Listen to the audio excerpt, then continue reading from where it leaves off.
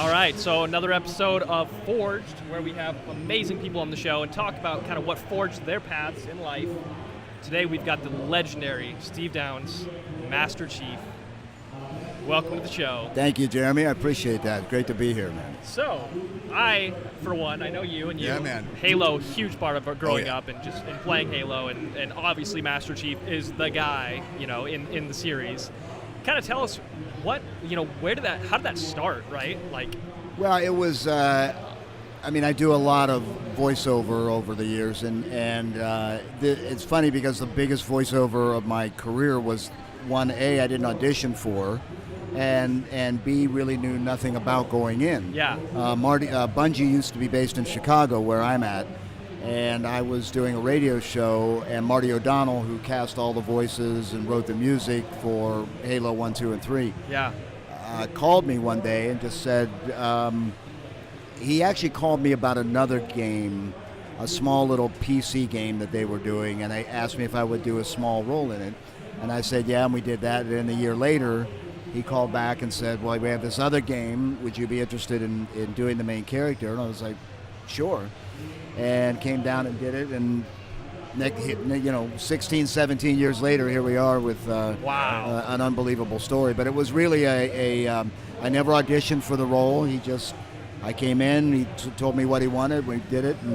And quite honestly, I forgot about it after that. I wasn't a gamer, so I wasn't really involved in the world, and it wasn't until maybe 4 or 5 months later that I realized how big the thing was getting. Right. That's awesome. And that was, a shock to me. Yeah. And I think it was to Marty, too. I think we were all just kind of, really? Yeah. Pretty big. Now it's a household name and an icon. Yeah. Exactly. It's going to be on our mural. Yeah, absolutely. Now, even prior to that, what got you started in voiceover? Well, my main career was radio. I was a disc jockey for about 45 years. Really? Okay. And I just retired from that in 2015. Wow. And that voiceover was sort of an outgrowth of that. I was actually interested in audio production initially, and so I started making commercials for like concert promoters and new record albums and that kind of stuff, and I would produce them and also voice them. Yeah. And I just really got into the voice part of it, and I was living in LA at the time, got myself an agent, and off we went. And it was mostly commercial stuff, some narration, and the gaming just, kind of came out of nowhere. So it was pretty So cool. Amazing. Yeah. That's awesome. It's amazing how you just kind of get thrown into some of these things. You never really know where they're going, especially in entertainment. Absolutely. Right? Well, a friend of mine always says, never get out of line. The entertainment business, especially the on-camera part of it or on-mic part of it, can be an up and down kind of thing. Yeah. And sometimes you can get discouraged and, wow, man, I'm not booking anything, I'm not getting any jobs. Never get out of line. Right. Because the next one might be the one. Right. You never know. I actually like that a lot. And again, the point of our show is to talk about what forged you, right? How do you keep going? What keeps you going and get out of bed every morning? And Absolutely. So how do you stay in that line? Well, I think for me and most voice artists that I know and actors that I know, you really have to love it. I mean, you can't be doing it for the money. Right. If you're doing it for the money, you're in the wrong business. Yeah. You have to really love it, and that's what keeps you coming back. Voice actors and on camera and on stage, whatever, you'll audition 99 times, and it maybe get the 100th gig. Sure. Yeah. But you have to get ready to be fired basically 99 times. Yeah. Right. And in the hopes that one is going to come through. So in order to do that, you have to love the work. Sure. And I do love the work. I mean, it's just it's a new gig every time. Yeah. It requires something different from you every time. Yeah. And I just love it. That's great. That's amazing. We know nothing about doing it for. I was trying to Obama that fly. That's fine. On me too. Doing it for love of the game. And as filmmakers and creatives, that you're right. We feel that too every day and on every film and every project. Being at an expo like this with so many fans that Master Chief essentially has impacted in a way that is so intimate and personal to them. Is that a big component for what also kind of fuels your passion for the role of Master Chief? It has become that, and really going to these conventions was an outgrowth of that. because most of the time, you don't have this kind of intimate contact with your audience. Right. When you're doing voiceover, you're not meeting the people on the other end of it. Yeah. So you come to these conventions, you get to meet those people, and I've heard that that story many times. Right. I grew up with this game, Yeah. or it got me through a rough time in my life, Yeah. and that's like what a gift that is.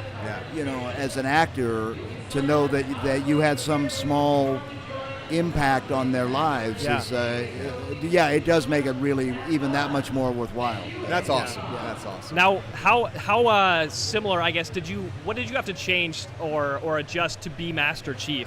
Do you think it's pretty close to you? Oh yeah, because the camera does, because we're sitting down, but I'm about 7'5", Of course. and Yeah. about 425. I don't know if you can. 425 pounds, no body fat. So yeah, it's a you lot. can lift a warthog. Yeah, no big in my deal. spare time. Or I'm not going to 5. do it here, but no. I mean, any role that you do, there's a part of you in it. You have to bring, Yeah. in order to make it believable, you have to bring a part of yourself to it. I was immediately attracted to the role. Yeah. First of all, I love science fiction. I always have. Yeah. So that element of it pulled me in. And then when I got to know, and that's the beauty part of Halo, is that there's so many other aspects to the game. It's not just the game. It's the books. It's the comic books. Yeah. It's a universe now. It's the fan films. It's all there. Yeah, exactly. There's a universe out there that enriches the character and was a great source for me, to understand who John is. Yeah. And I'd like to think that I bring a little bit of myself to it, and but I'm attracted to, that kind of a character. The lone wolf, the guy, true to his outfit, true to his beliefs, and so there's a lot about him that I found appealing personally. So it was easy to sort of subject myself into that. That's super So cool. to take That's that a little awesome. further, I mean, how much prompt did they give you on that, and then adding your own aspects to it? Is there something in particular that you're really proud of, a piece of you that you've put into it that you think really defines the character? Well, when we went in to do Combat Evolved, Marty said, because I had nothing to go on. They didn't even have a picture of the character. Okay. Wow. So it was just we sat down and he said, here's the story. Here's the Halo story. At that point, here's Master Chief. Here's who he is, what he does, what he's like, how they saw him. And his description was, he said he's kind of like a Clint Eastwood. If you remember Clint Eastwood from the old spaghetti westerns. Oh yeah, Sergio Leone, sure. For a few dollars more, fistful of dollars and all. I mean, think about it. He didn't say much. He was a man of few words, but when he did speak, somebody died. That was pretty much his deal. And so I had that sort of image going in, and tried to, I wasn't going to mimic Clint Eastwood, but you sort of, I would Inspiration. That spirit, use it for inspiration and attitude. Yeah. And it was just off to the races from that. I remember you asked me if there was anything that I brought into it personally. When we did Halo 3, and the point where I finally kill 343, Guilty Spark, the pain in the ass that he was. Yeah. Spoiler alert. 10 years later. Yeah. Spoiler alert. If you've been living under a rock, yes. So we were doing it, and then I just started sort of ad-libbing. And if you remember the scene in Dirty Harry, where Dirty Harry's standing over the guy, and he goes, in all the confusion, I completely lost track of how many bullets I have left. Yep. Well, you feeling lucky, punk? So I did that thing, the off script, Goosebumps, man. talking to Guilty Spark. Yeah. Everybody loved it. Yeah. Didn't use it. Oh. Was left on the cutting room floor. Man. Maybe it was too close to Dirty Harry. Oh, those And gems. that's one of the coolest things about Halo is that it was the story. It wasn't just a game where you shot aliens. Like, it was a full story, and people got so attached. I mean, it was like, I just remember, like, when things happened, people felt them. Like, when Yeah. things happened to Cortana, Yeah. when, they left, 2 or 3 hanging where you fell and just crashed into the earth. It was like, did he die? Like, yeah. what's... It was so cinematic. Oh my It was so gosh. cinematic. Well, The music, I think everything. that's what that to me, and especially I was coming at it not as a gamer, so Yeah. Yeah. The story had to appeal to me because Yeah, the gaming sure. aspect. I'm so lousy at the game. It's that couldn't be what kept me in it. Yeah. Sure. So it was the story that kept me in it, and I think, and correct me if I'm wrong, but I always felt that was unique back in the day. Oh, very much so. 100%. That was a unique Yeah. aspect of what made Halo sort of separated. Yeah. One of the things that Yeah. separated it from the crowd. People, it was like, the gameplay was just great, but having that great personal. story, and it was Yeah. so personal, and Yeah. you brought the character to life. Yeah. That's Well, just- it was. Yeah, it's been quite a ride. Yeah, That's and for then sure. obviously there was a break between 3, and there's a few breaks, but how cool was it to get that call again saying, hey, you're Master Chief again? Well, it was cool, and it was not for certain. I mean, when 343 took it over, right. All my Bungie people were gone, Right. so Yeah, there was scary. no guarantee that it was. That in fact, truth be told, I think they had intentions of changing the voice of both Master Chief and Really? Cortana. That would have been a huge mistake. Yeah. Well, they apparently found that out before the fact, and Yep. Some and loyal fans, man. So it was the loyal fans who Yeah. really insisted on it, and so I knew going in that there was that it was not a guarantee that I was going to do it. Yeah. And they called me in for under the guise of it being sort of a technical. They were testing some new equipment out and wanted Okay. me.